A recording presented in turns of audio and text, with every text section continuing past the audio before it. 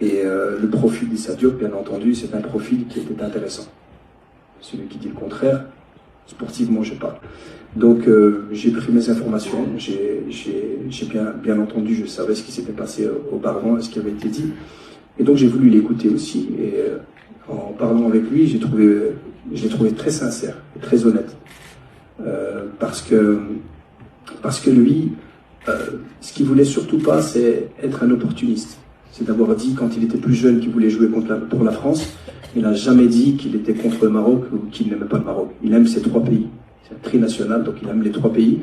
Mais il ne voulait pas être un opportuniste. Il ne voulait pas aujourd'hui revenir alors que peut-être d'autres depuis bien longtemps essayent de représenter le Maroc. Je ne peux pas, moi, m'attarder sur ce qui a été dit, ce qui a été fait et les choix qui ont été faits avant. Ce qui est important, c'est de donner l'occasion à tout le monde, donner l'opportunité à tout le monde, avec une évaluation objective des performances de chaque joueur.